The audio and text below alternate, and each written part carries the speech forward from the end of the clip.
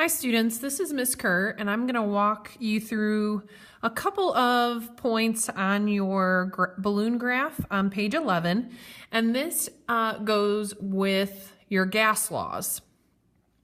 So at the top, just reading that part really quickly, in helping a scientist analyze data from an experiment to determine how the volume of a gas changes with temperature, you inflated a large balloon and then measured its volume at various temperatures. How can you make a graph to help analyze that data?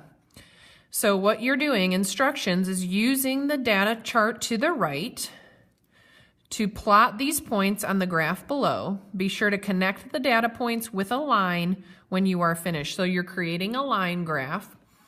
We've got our x-axis, our independent variable on the x-axis here, temperature in degrees Celsius. Okay, and then we've got volume on the y-axis, which is our dependent variable. So temperature happens and the volume is going to change based on what the temperature is. So the volume is dependent on what the temperature is doing. Be careful on your graphing because you actually have 0 right here. It's a little different than a math graph. And so you have negative numbers here, positive numbers here, and then we have some decimals raising on the y-axis. So I'm just going to plot some of these points here.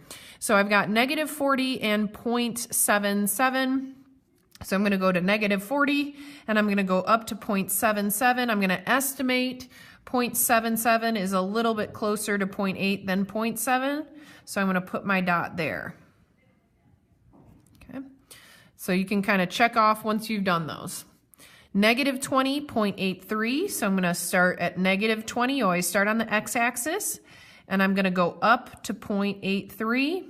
So it's a little bit above 0.8. It's definitely closer to 0.8 than 0.9. And I'm putting it in between because I'm estimating between those two.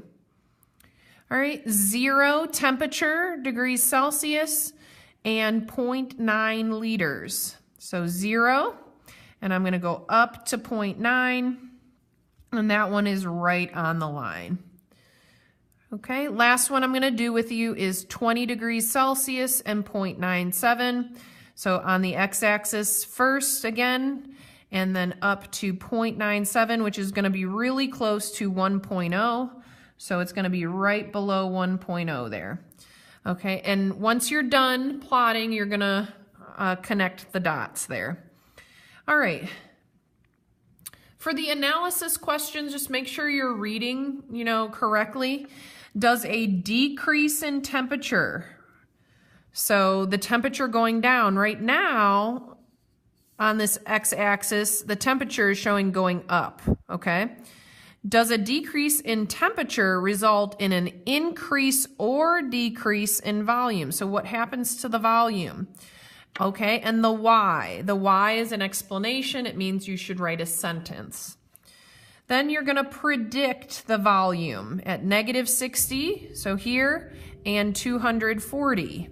All right, so what will they be at these two different temperatures? So you should have two different answers.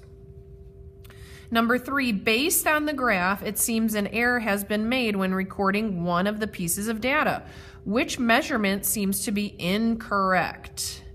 What do you predict it should be? Use a pen or marker to draw in your prediction on the graph. So you might use a different color pen or marker to show that it's called an outlier in math. So where is the outlier? The point that really doesn't make much sense with all the other points. So you should have a weird dot that doesn't kind of go in the same path as all these other dots.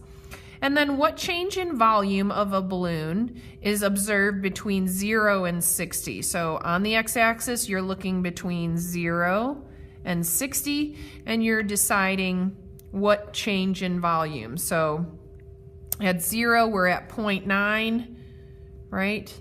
And at 60, you're going to figure out where that is, and we're doing the change, which is the difference. Difference is subtraction. So you're going to figure out the difference of the two volumes, okay? Difference is subtracting. All right, go ahead and finish plotting your points and then go back and answer these questions. If you have any questions, still don't understand, just raise your hand and ask your teacher. Thank you.